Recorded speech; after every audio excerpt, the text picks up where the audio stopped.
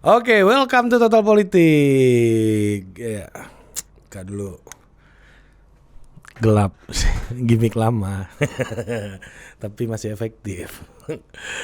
Oke, terima kasih. Di balik kamera itu ada Angga. Mantap juga musikalitas lu nggak? Oke, gua hari ini mau bicara sebuah foto yang fenomenal, yaitu yang viral di media sosial, yaitu pertemuan antara Anies Rashid Baswedan, ya, mantan gubernur DKI Jakarta, dengan wali kota Solo, yaitu Gibran Rakabuming, ya, yang menjadi perbincangan warganet dan memunculkan berbagai macam spekulasi, ya, dan itu membuat gua juga bingung sebenarnya makna dari foto itu apa. Nah, makanya dalam konten ngomong sendiri kali ini kita akan bicara soal makna dan spekulasi dari yang muncul dari foto ini.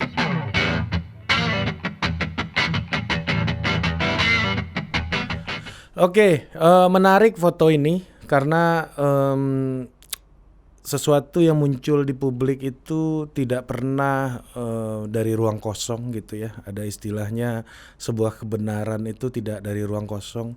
Sebuah simbol itu hadir tidak dari ruang kosong. Berkali-kali gue contohin, misalnya kalau lo lihat ada kotoran di pinggir jalan gitu, lo akan melihat kotoran itu adalah sampah. Tetapi ketika kotoran itu lu taruh di sebuah piring, terus lu kasih bendera Palu Arit misalnya di atas kotoran itu, terus lu tutup dengan kaca, lu taruh di museum, orang akan berpikir bahwa itu adalah karya seni. Tapi esensinya sama, dua-duanya kotoran gitu. Nah, tapi dia akan menghadirkan makna yang berbeda apabila itu ditaruh di dalam konteks ruang dan waktu yang berbeda.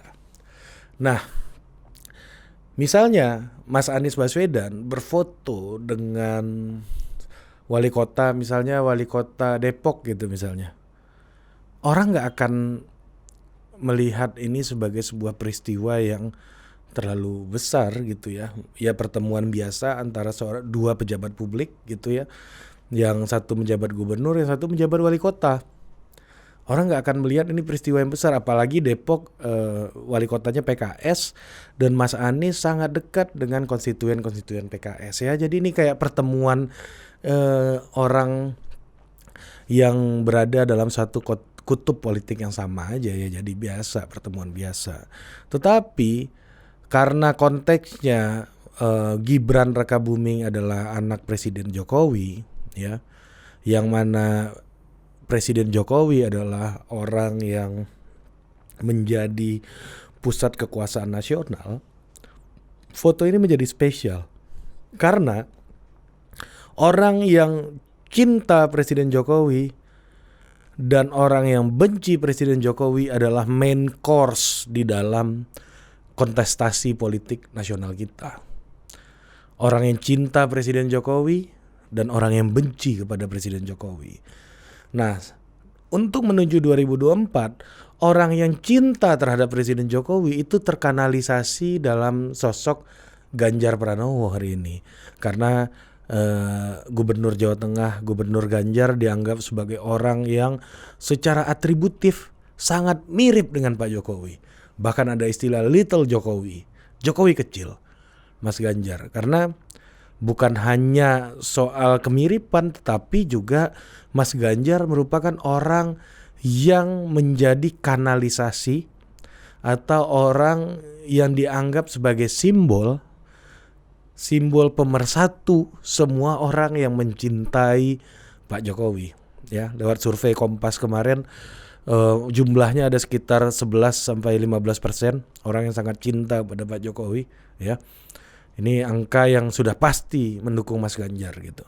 Nah, di sisi yang lain, orang yang benci, tidak suka dengan Pak Jokowi itu mengkanalisasi pilihan politiknya atau menyerahkan kepercayaan politiknya itu kepada sosok mantan gubernur DKI Jakarta Anies Rashid Baswedan gitu, yang sudah dideklarasikan oleh Partai Nasdem di dalam Pilpres 2024 nanti sebagai bakal calon presiden. Jadi kalau kita lihat antara dua sosok ini, bahwa Pak Anies dan Pak Ganjar, itu menjadi konteks di dalam foto yang beredar di jagat media sosial tersebut gitu. Jadi foto itu hadir dalam konteks polarisasi ya. Di satu sisi orang sangat mencintai Pak Jokowi, di satu sisi orang yang sangat membenci Pak Jokowi. Jadi foto ini juga sebagai wujud dari upaya kampanye dari berbagai macam elit ya, segelintir elit yang ingin membawa pertarungan Pilpres ini ke tahap, ya ini Mas Anies ini gak ada persoalan dengan perpecahan. Mas Anies ini adalah sosok pemersatu bangsa. Dia bukan orang yang ikut dalam polarisasi gitu. Justru dia temui Mas Gibran di Jawa Tengah dan dia berdiskusi dengan Mas Gibran di Jawa Tengah gitu. Jadi narasinya kayak begitu. Bagaimana ini dianggap sebagai upaya dari beberapa kelompok tertentu yang dia nggak ingin ada polarisasi, tapi ingin Mas Anies sebagai calon presidennya gitu. Ya, kelompok elit yang ingin membasuh image Mas Anies gitu dari kerangka, dari frame atau tuduhan sebagai pelaku politik identitas gitu, atau sebagai pelaku politik polarisasi gitu. Nah jadi di satu sisi itu yang upaya-upaya ini dilakukan gitu. Nah banyak yang berspekulasi mengatakan wah ini ada upaya untuk capresnya nanti itu Anies Gibran. Hey tunggu dulu gitu. Bukannya apa-apa. Dalam undang-undang pemilu, capres cawapres termuda yang boleh ikut bertarung di 2024 itu kelahiran tahun 84 ya. Sementara Mas Gibran ini belum sampai umurnya, belum cukup umur. Ya karena harus 40 tahun untuk mencalonkan diri di dalam kontestasi Pilpres gitu. Jadi memang kalaupun ada upaya menduetkan Mas Anies dan Mas Gibran gitu, itu sangat tidak mungkin dalam kerangka undang-undang. Nah, jadi spekulasi satu itu sudah terbantahkan lah gitu menurut gua. Nah, yang kedua ada yang bilang bahwa ini adalah upaya mengendorse Gibran gitu untuk maju di Pilkada DKI. Ya bisa jadi iya, bahwa seorang gubernur DKI terakhir gitu ya. Dan bahkan gue pernah bilang Mas Anies ini adalah setelah Fauzi Bowo adalah gubernur kedua setelah reformasi yang menyelesaikan masa jabatannya 5 tahun. Jadi nggak ada gubernur lain yang menyelesaikan masa jabatan 5 tahun setelah reformasi ya terutama dalam era pilkada langsung nih. Bang Yos kan dipilih DPR. Nah cuma 2 gubernur ini nih yang menyelesaikan masa jabatannya selama 5 tahun. Nah tentunya struktur kekuatannya di akar rumput sangat kuat juga di DKI, dan ini adalah upaya mengendorse Mas Gibran gitu. Tapi sekilas ini benar gitu ya, sekilas terdengar benar. Tapi problemnya begini, DKI itu bukan daerah yang dipimpin oleh raja-raja lokal. Jadi endorsement ini kayaknya tidak terlalu relevan di DKI gitu. Siapa sih warga DKI sekarang yang bisa terpengaruh memilih calon karena ada selebriti yang endorse? Kan nggak ada juga gitu misalnya.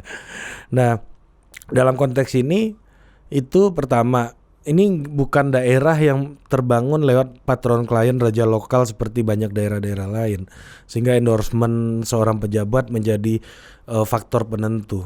Yang kedua, menurut gua ya, segmen pemilihnya Mas Anies dan segmen pemilihnya Mas Gibran di DKI itu 2 jenis yang berbeda gitu. Kalau Mas Anies tentunya banyak didukung oleh kelompok-kelompok yang berafiliasi dengan kelompok kekuatan Islam gitu. Terus Mas Anies juga didukung oleh partai yang berhaluan Islam ketika itu, PKS ya. Nah, sementara Mas Gibran itu pasti lebih dekat dengan Jokowers yang merupakan kelompok yang seberangan dengan Mas Anies gitu. Mas Gibran pastinya dengan basis massa PDI Perjuangan ya, Jokowers yang memiliki afiliasi dengan Pak Jokowi itu pasti lebih populer gitu. Jadi memang segmentasi masanya ini sangat berbeda dan menurut gua ini agak sulit gitu untuk lakukan endorse ini gitu. Jadi gua kira sih tidak terlalu relevan kita untuk membicarakan kandidat ini akan endorse gitu ya. Nah, yang ketiga menurut gua ya, argumen yang agak masuk akal dalam hal ini adalah ini sebagai sebuah upaya dari pihak Mas Anies gitu ya. Ini kita bicara dari pihak Mas Anies dulu nih. Dari pihak Mas Anies ini sebagai sebuah upaya untuk membuat narasi kampanye pasca dicalonkan oleh Partai Nasdem. Jadi pasca dicalonkan oleh Partai Nasdem, Mas Anies bukan lagi seorang gubernur hari ini yang bisa mengambil sebuah kebijakan-kebijakan strategis yang bisa tampil sebagai seorang pejabat publik yang mempunyai kekuatan birokrasi gitu ya. Itu agak sulit gitu ya. Kalau lu misalnya punya jabatan, lu manggil 2 orang PNS aja ya, itu udah jadi narasi publik sendiri. Lu benerin selokan aja itu bisa naik di berita nasional kalau lu seorang pejabat publik. Tapi kalau lu nggak seorang pejabat publik, akhirnya perbincangan yang paling banyak dipilih adalah yaitu perbincangan yang berkaitan langsung dengan ketegangan-ketegangan politik di panggung utama, yaitu soal figur-figuran di dalam pilpres gitu.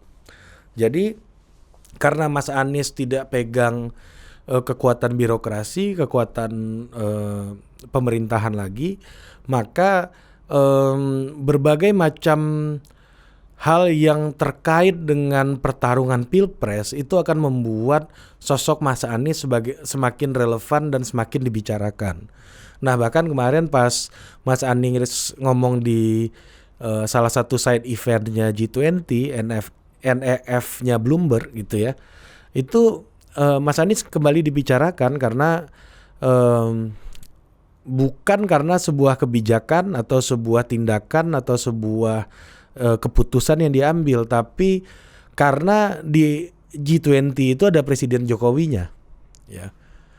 Nah, makanya Mas Anies jadi pembicaraan. Coba di acara itu nggak ada Presiden Jokowi di seluruh rangkaiannya itu, pasti itu nggak akan jadi pembicaraan juga. Jadi caranya balik ke dalam konteks polarisasi lagi ya, memilih untuk bagian dari diskursus yang cinta Jokowi atau benci Jokowi lagi, karena nggak ada pilihan lain gitu ketika seorang Anies Baswedan tidak lagi berada di dalam sebuah posisi pejabat publik gitu. Jadi akhirnya cara yang rasional untuk stay relevan dibicarakan adalah masuk ke dalam panggung-panggung yang berada di dalam poros-poros polarisasi tadi gitu. Nah, kedua dari sisi Mas Gibran juga mempost dan mengkampanyekan foto tersebut ya. Ini juga akan membuat menurut gua nih ya, Mas Gibran itu tampil sebagai tokoh yang nggak ada masalah dengan masa lalu gitu. Jadi saya nggak ada masalah dengan masa lalu. Itu urusan orang masa lalu. Saya ini tokoh yang baru nih. Ya, tokoh yang baru, biar orang yang benci bapak saya itu memilih Pak Anies gitu ya. Tapi saya sendiri juga nggak ada masalah dengan Pak Anies ya. Toh juga dulu Pak Anies itu juru bicaranya bapakku kok waktu waktu Pilpres gitu misalnya. Itu hal-hal yang ingin ditunjukkan Mas Gibran bahwa em, Mas Gibran tampil sebagai sebuah brand politik baru gitu ya, yang tidak terkait dengan masalah-masalah yang terjadi di masa lalu. Ya, karena pertama pekerjaan di Solo itu ya, pekerjaan-pekerjaan Mas Gibran di Solo itu dampak wacananya itu jauh lebih kecil ketimbang sosoknya Mas Gibran. Nah, ngerti gak lo maksud gue gini?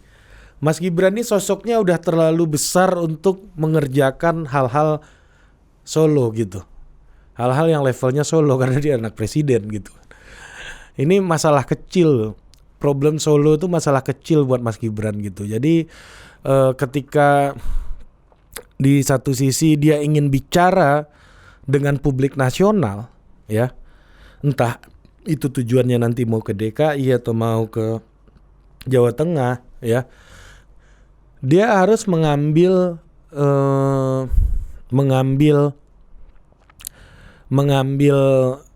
panggung gitu di tokoh-tokoh yang sekarang memang menjadi penghuni panggung utama nasional gitu. Jadi Mas Gibran walaupun punya jabatan di Solo, ini kebalikannya Pak Anies ya. Mas Gibran walaupun punya jabatan jadi wali kota Solo, tapi ya dirinya udah jauh lebih besar daripada jabatannya gitu ya, sehingga untuk berbicara kepada publik nasional dia nggak bisa pakai jabatannya di Solo lagi gitu. Dia butuh ngambil panggung-panggung nasional yang merupakan yang diisi ya oleh orang-orang yang sedang bertarung hari ini di panggung nasional gitu. Nah, gue membaca pesan yang ingin disampaikan oleh Mas Gibran adalah ya udah, gue ini orang yang baru aja gitu. Gue nggak ada urusan sama politik masa lalu. Toh juga gue sama Mas Anies baik-baik aja gitu. Gitu sih kalau gue ngelihatnya ya. Kalau Mas Anies ya, gue nemuin Mas Gibran ya ini momentum aja untuk bercerita ke publik bahwa gue stay relevan, gue masih bergerak secara politik gitu. Jadi karena gue nggak punya jabatan publik apa-apa lagi yang bisa membuat gue bisa berbicara kepada banyak orang, ya orang yang menjadi bagian dari polarisasi ini bisa gue temui untuk merangkai sebuah cerita dan menjadi stay relevan di publik. Sementara Mas Gibran karena jabatannya terlalu kecil dibandingkan sosoknya, akhirnya dia untuk dibicarakan publik nasional harus menumpang panggung kepada orang-orang yang sudah menjadi main actor gitu, atau penghuni panggung utama di dalam kontestasi politik nasional gitu. Jadi foto ini nggak akan bermakna apa-apa apabila di Indonesia tidak pernah ada polarisasi. Sampai jumpa lagi di Ngomong Sendiri berikutnya. Dah.